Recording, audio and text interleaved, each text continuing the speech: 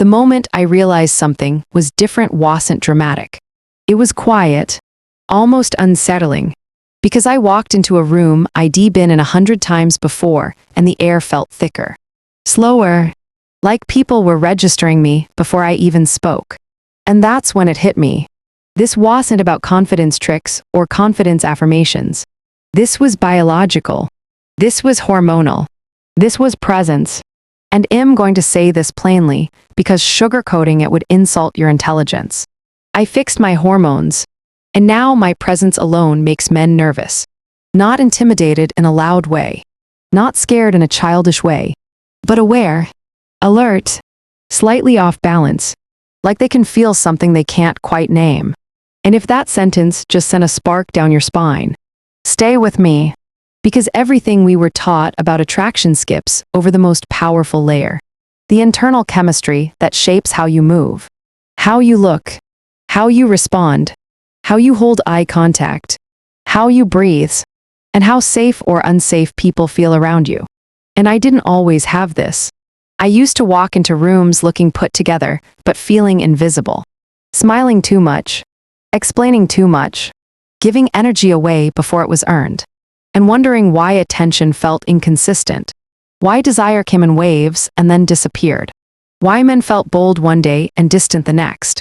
And it wasn't because I lacked beauty or intelligence or charm. It was because my internal system was dysregulated. My hormones were constantly pulling me into urgency, overgiving, emotional noise, and subtle self-betrayal. And people can feel that even when they can't articulate it, because the nervous system speaks louder than words. And once I understood that, everything changed. Not overnight, not magically, but deliberately, because hormonal balance isn't about perfection. It's about safety, rhythm, nourishment, and restraint. And when a woman's body feels safe, her eyes soften, her voice grounds, her reactions slow, and suddenly she's no longer chasing connection. She's inviting it. And that invitation feels different. It feels selective. It feels earned. And men respond to that with nervous respect, the kind that makes them straighten their posture, choose their words more carefully, and feel like they are being evaluated instead of entertained. And this is where most dating advice fails women. It teaches you what to say, how to text, how to appear unbothered, but it never teaches you how to regulate your internal state so your presence does the work for you. Because presence is not an attitude, it's a condition. And when my hormones stabilized, my presence stabilized, I stopped oscillating between warm and withdrawn. I stopped needing constant stimulation to feel alive. And I stopped reacting to every emotional spike like it was urgent. And that calm, that quiet steadiness, became the most seductive thing about me. Because calm is rare, and rarity creates value.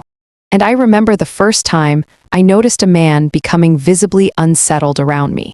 Not because I was cold, but because I wasn't performing. I wasn't filling silence.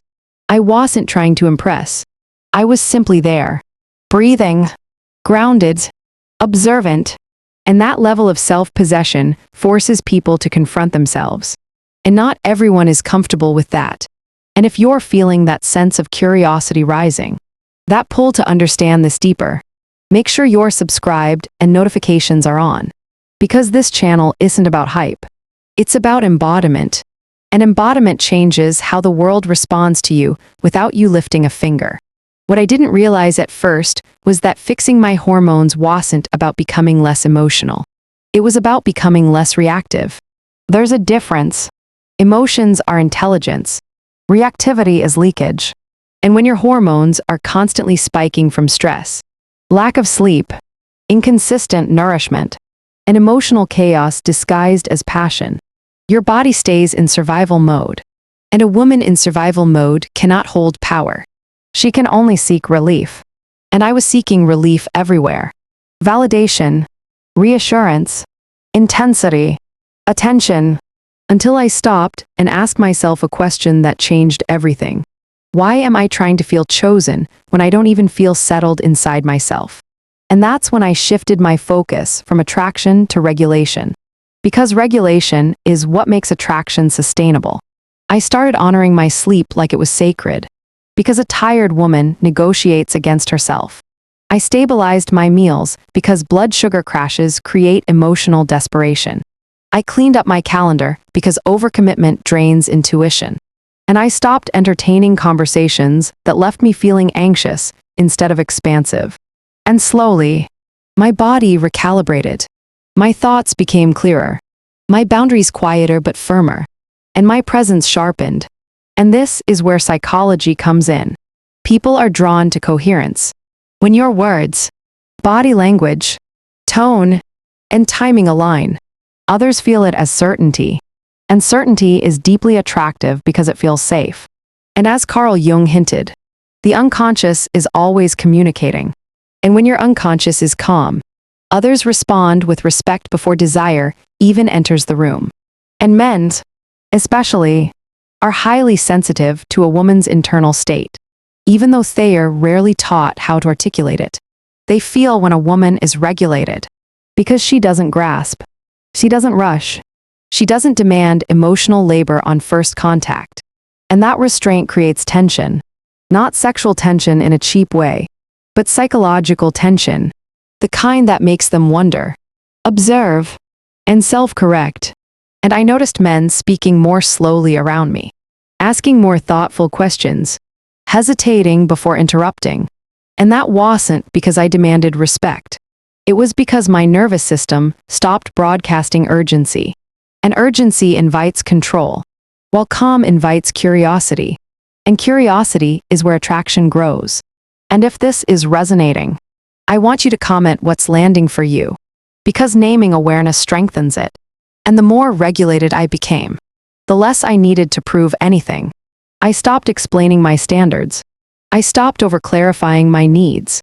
And I trusted that my energy would communicate what my mouth no longer needed to. And that trust is felt. It's sensed.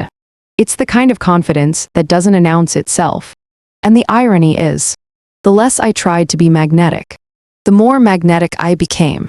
Because magnetism is a byproduct of internal order, not external effort. Now here's the part most people won't tell you. When your presence starts making men nervous. Not in a fearful way, but in a self-aware way. Some will rise, and some will retreat.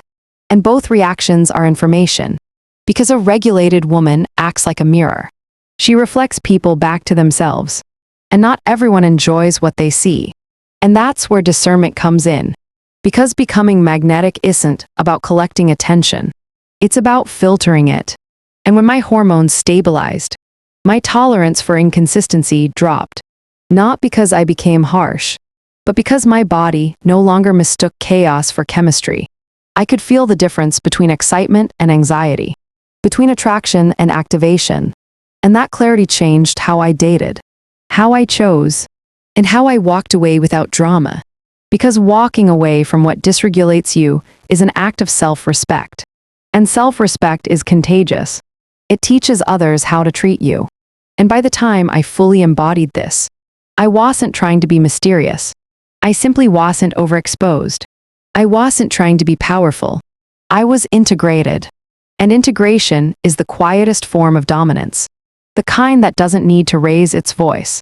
And I want you to imagine what would change in your life if your body felt safe. If your emotions felt steady. If your reactions slowed just enough for your intuition to speak first. Because that's where power lives. Not in control, but in choice.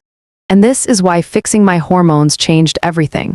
Not because it made me perfect, but because it made me present. And presence is what makes people nervous in the best way. Because it demands honesty. It demands awareness. And it demands respect.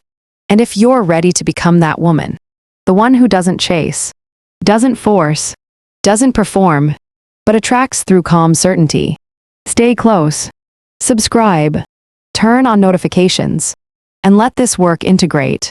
And I'll leave you with this. The most powerful shift you'll ever make isn't how you look. It's how regulated you are when you walk into a room. Because when your body is at peace, your presence speaks before you do. And if this touched something real inside you, comment "I needed this." Because the woman who recognizes her power is already halfway there. And once your hormones are aligned, you won't just be noticed. You will be felt. And before you close this video, before you scroll, before your nervous system slips back into old habits, I want you to sit with one final truth. Because this is the line between women who feel inspired for a moment and women whose lives actually change.